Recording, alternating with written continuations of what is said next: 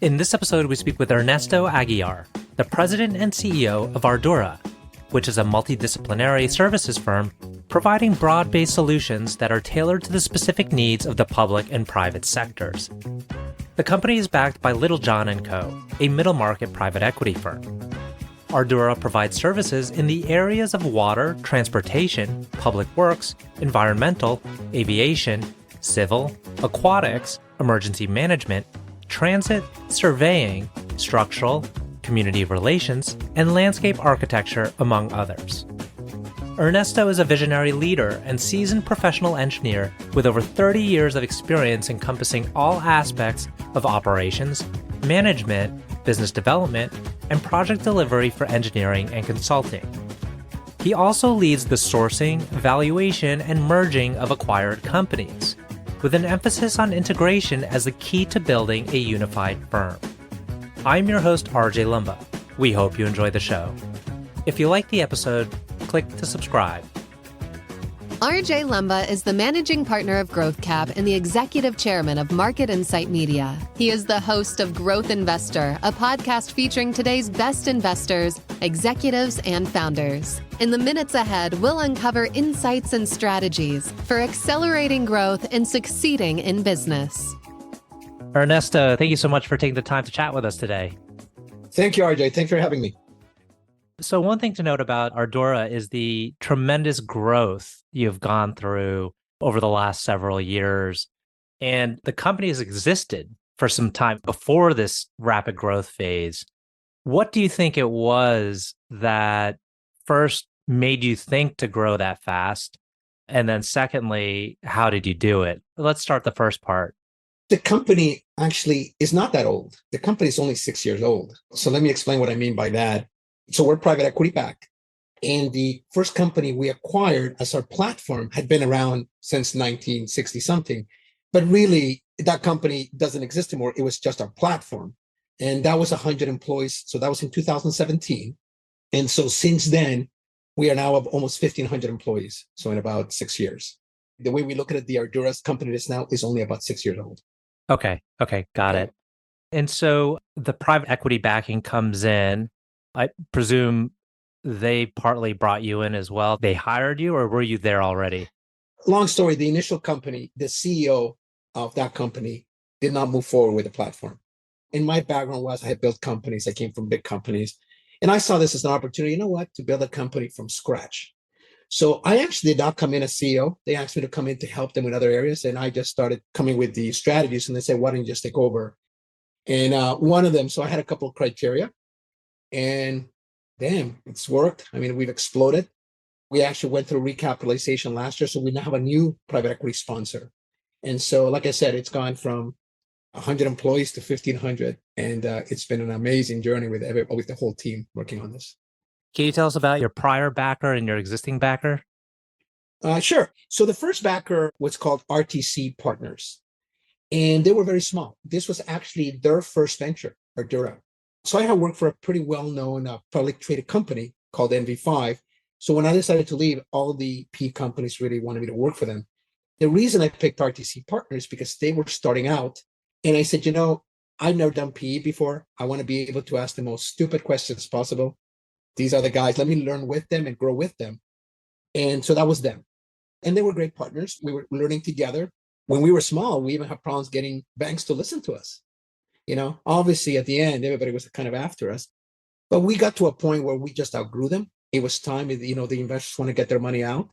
And so we decided that actually we closed this year, February 1st, to go to another. So we went out to the market. We had a ton of interest, especially with what's happening with inflation. We were overwhelmed with so much interest just because of our industry. And the new backer is a very well-known backer in the industry called Littlejohn Company. A very well-funded company, very well-respected in the PE industry. And so they started with us, wanting to get into this. So we see the difference. This is a very professional outfit that is helping us kind of professionalize our back office as we move forward.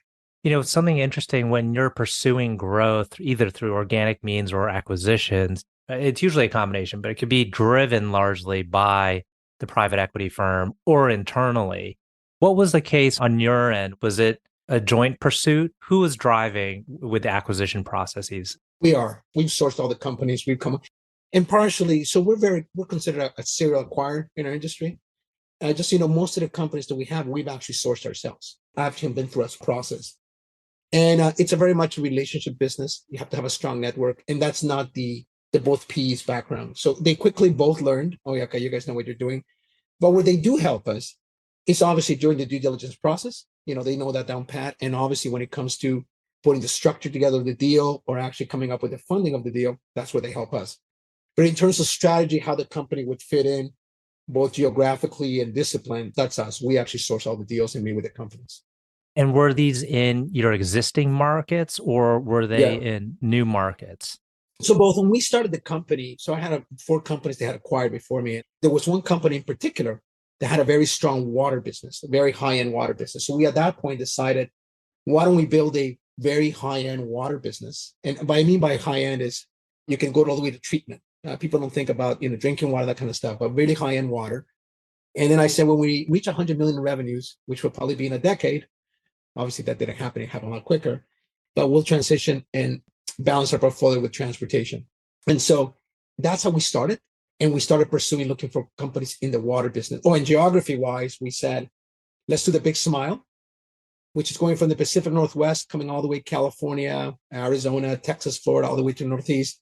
But we said, let's start with the grin, which is from California to North Carolina. Kind of fun, but the real reason is the migration of population and all these southern states that are growing. So right now, Florida and Texas actually comprise about 60% of our entire revenues. So that's how we started with water. And we are considered one of the top water firms in the US now. So we did hit to that pinnacle. And then about a year and a half, 2 years ago, we started investing in the transportation in very specific markets. That's what we've been doing. We've picked those 2 markets in that geography, and we're trying to densify where we are. When you're pursuing acquisitions, there's obviously risk associated with acquiring a new company on multiple levels. Perhaps you haven't uncovered certain things during due diligence, or perhaps integration doesn't go that well. Do you have to integrate these companies in, or can they operate autonomously? So we're very careful, by the way. Just to give an idea, we talk to probably between 60 and 100 companies a year, and we might make 3 deals. So we're very picky, just as they should be too. You're coming into a partnership, a marriage. And so we already kind of know the criteria going in. And the big one is actually the fit, I'll call it the cultural fit. Can we see us working with these people? Do they like us? Do they laugh at our jokes? If they do, they're not smart. But the idea is, do we actually kind of go, and I know it sounds silly, but that's number one. There's a financial component. There's are we better together component? How can we help them grow, that kind of aspects? So 2 things we say to the companies that are pretty much non-negotiable. The first is the back office will be centralized. HR, IT, finance, you can't have a whole bunch of them. So that's one. By the way, we've acquired 23 companies. So it's a lot of them. Mm-hmm. So the second non-negotiable thing is your name will change. And there will be one brand.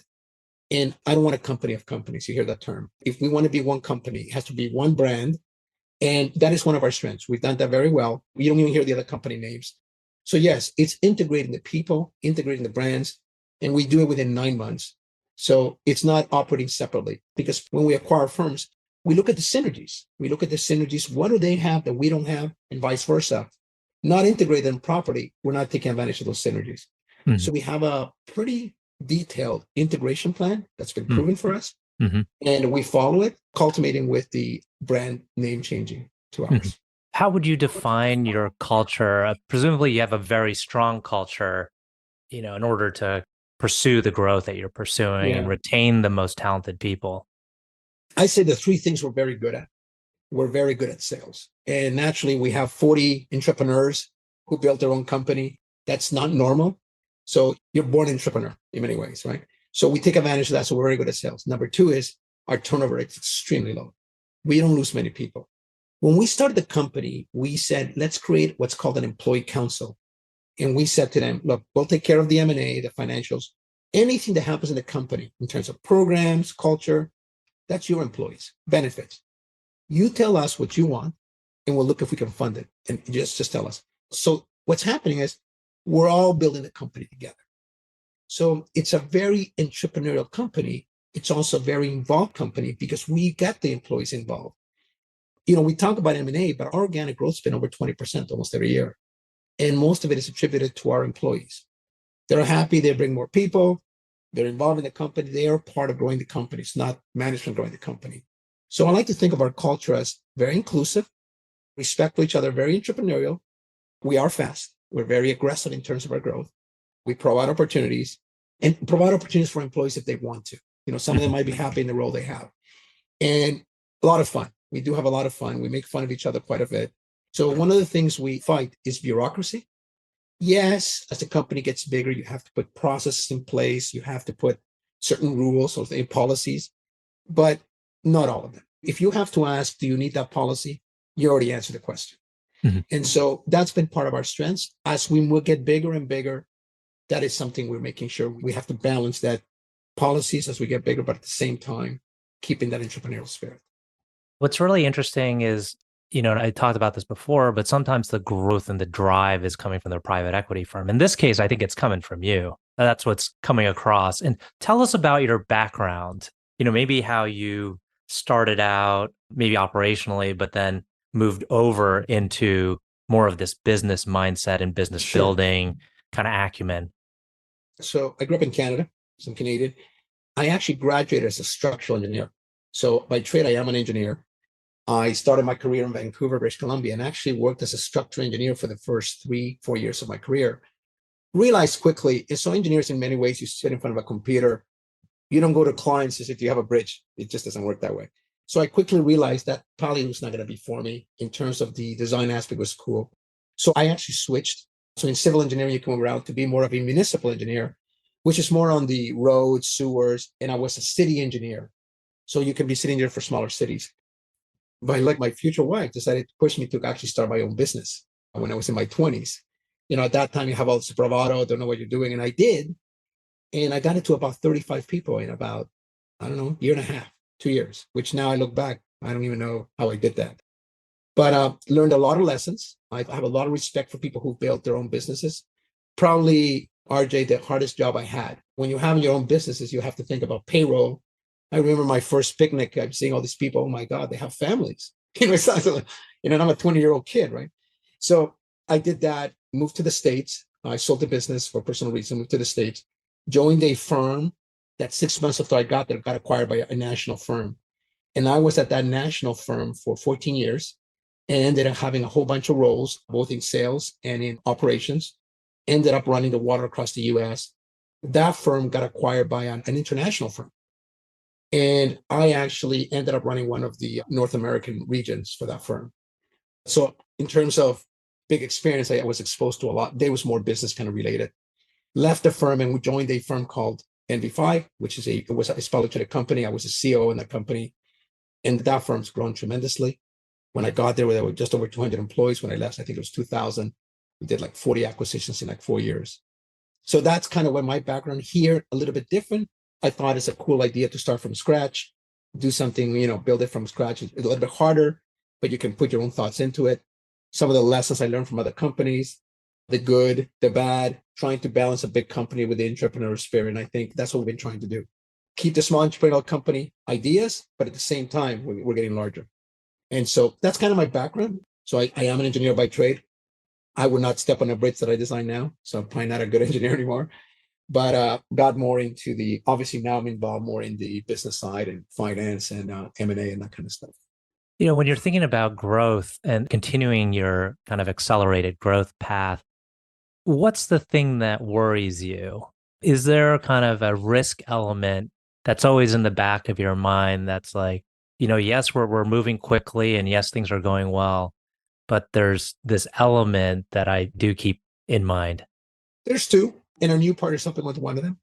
One of them is, as we've been growing fast, our back office has not been able to keep up. Mm-hmm. That's my fault to a degree. Our new partner has that experience. They're actually helping us invest in putting more resources in the back office to get bigger. So that's one area. Are we going to the point where it's almost too much? And we've been able to keep up, but we will make sure that those employees are okay. So that's one. The second is what I talked about before. Are we keeping that culture that we have? As we get bigger, how do we salvage that it's an entrepreneurial firm with a lot of fun, that kind of stuff, and at the same time understanding that this is headed to $1 billion company. So I don't know if I worry about it, but it's in the back of my mind. I talk to my team about it, and we're always conscious of that, trying to find that balance. Is focus ever an issue for you, or you already have it so clearly defined that you're not easily distracted by other opportunities? No, I think we're pretty focused. Yeah. So people ask me, RJ, what's your goal in terms of size of company? And people actually are surprised by my response. So my response is I actually don't have a dollar figure. And the reason I say that is because sometimes if you put a dollar figure, you make awkward decisions to get to that number. Instead, we do have a strategy, location-wise, discipline-wise, and when an opportunity comes up, we're aggressive. So we are very aggressive. When we see an opportunity fits, then we go all in. And so it's been working for us, obviously. So we're very focused on what our strategy is. By the way, our strategy is only the current year and the next year. So it's a 2-year strategy. And we know exactly when an opportunity comes up that that's exactly what we want. And we confirm it and then we go in hard. So we're pretty focused, I think, on what we're trying to do. Is there someone out there that, because there's these other business titans that have done well acquiring companies serially. Are there others that you say like that person, he or she did it really well? I want to kind of take some of their best practices. So when we started 6 years ago, nobody even knew what PE was. We were actually one of the first. People with PE, I used to look at me and go, "You're not into physical education." As you can tell, I'm not. I go. So I had to explain what private equity was. Now, right now, almost half the deals in our industry are now private equity. So a lot of them are using our example of how to do it. Some of them are doing a little bit differently. There is and I don't want to name it, but there is some that I consider people who do it well. Right. And then I consider there's one and dones. And what I mean by that is it's very easy to go to a firm and say, you're going to be our platform to grow this national. And what ends up happening, these platforms never done that before and they get stuck. And so those are happening now. So there's the real guys who know what they're doing. And then there's guys who just never were supposed to be a platform. And that's being distinguished now as we get more into it. We're not the only one doing this. There's a couple of guys who do it extremely well. And we do keep in touch. We compete against each other, but at the same time, we do exchange ideas of best practices every so often. Right. What element to your investors has been most impactful? It seems like you're the captain here and you have your capital providers, and maybe you have some like M&A expertise, both internally and as well as through your partner. But where have they been most helpful? So very different because our first partner was much smaller, right? They RTC Partners, very good outfit to get going on, but they didn't have the size or the years of experience in Littlejohn. So what we're finding is so we've just been with Littlejohn, 7 months. But what we do find is they obviously have other industries, ideas that we go, yeah, that could work in our industry. So that's one. They have resources in terms of helping us with finance. We have a breadth of access to a lot of people we did not before. They're helping us as it pertains to our operations. Okay, tightening some of our operations, bringing some project management practices into the operations. So that's one. Number two is they're helping us even on the HR, making sure that some of the stuff, so new ideas kind of stuff. And obviously in the M&A and the finance is where they're actually helping us the most. And their goal is like ours. Their goal is let's set up systems in place so this can be $1 billion plus company if we have that option. It's sometimes, we're like change. It's not easy for everybody, including myself. And sometimes you gotta step back and say, you know what, some of the stuff they bring though, even though I'm not used to it, they're experts at this. They know what they're doing. So we're learning. It's interesting to work with these guys because you learn so much from them. And again, they have access to all these industries that we are learning from them. Now, is your vision then to fully exit in the next 3 to 5 years? So we just started, but yes. Yeah. As you know, these things can go to 3 to 5 years kind of intervals. So yes, the idea is that we build a next tier type company in those two markets and see if we find another partner beyond that after that. And what's your vision for your career? Do you anticipate continuing to build companies, big companies? I look back at my career. I talked about the first company, the first 20, 35% company. Maybe because I was young and naive and I was invincible. I learned a lot. I fell a lot. I learned hard lessons. If I look back, this has probably been one of the more rewarding experiences. And the reason is I learned obviously a lot in that first company and obviously all these other companies. But to be able to kind of have the opportunity to work with people and build a company from scratch, it's been awesome, especially when you're working with a whole bunch of entrepreneurs. They just bring you up the same way. So I consider myself extremely fortunate that I even call this my job. People ask me how many hours you work a week. I have no idea, and I don't care because I mix my life together, and that means you have a good life, right? Mm. And it obviously reflects when you're having fun at work, it reflects in your personal life. So I don't know. Right now, I'm living in the moment. Obviously, we're trying to plan ahead. My wife can never see me retiring. I have too much energy. I'm having a lot of fun. As long as I'm having fun, I'll continue in the industry. Well, what do you think is your key to success? If you had to attribute it to, one or two things, what would that be? Network. I tell everybody that anything that I've been fortunate to be able to touch or involve in has to do with a lot of network. Even me coming to this company was a network connection, finding deals, people coming over to help you out. I've been very good at keeping 20, 30-year relationships that I still have, all people I used to work in the past. As a matter of fact, just, the entire back office, we worked together 20 years. I asked them to come and help me build a company. So even companies we acquire, my old boss, we acquired his company. So it's very much a network thing. It's like everyday life, right? You get along with people, you kind of work together. So I always tell people, build your network. That's who's going to help you, because you don't know it all. You don't know everything. You don't know anybody. And I'm constantly, every week, I talk to someone from many years. Every week I talk to 2 or 3 people. So I keep my network very strong. So that to me is the number one thing. Excellent. Well, we're coming up on time. I do have two final questions I like to ask. One is, can you tell us about a person who has had a profound influence on you? I'm going to say my father, and I'll explain a little bit. So my father was an immigrant from El Salvador. We moved up when I was like 4 years old to Canada. My father, 8th grade education, a very poor family. Went up to Canada as an immigrant, 4 kids. Actually, we were 5 kids then. My father got a stroke at 29 from working 20-hour days. He kind of slowed it down. Make a long story short, my father became a very successful land development guy in real estate.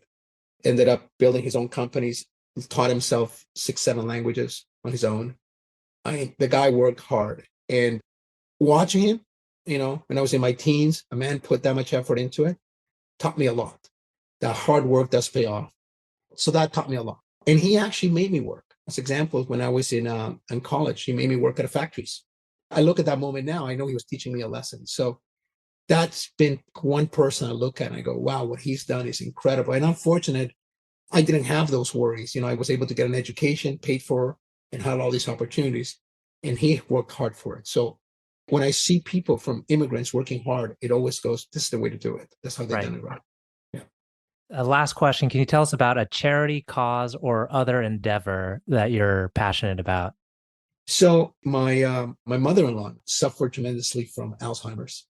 My family, her family has a lot of Alzheimer's cases. And so it's something every time I get an opportunity to raise money or give money, it's actually to Alzheimer's. Because to me, I've seen, I'll give you an example, my mother-in-law, I've seen a person, very strong person, who at the end of it all is not the same person. The body's there.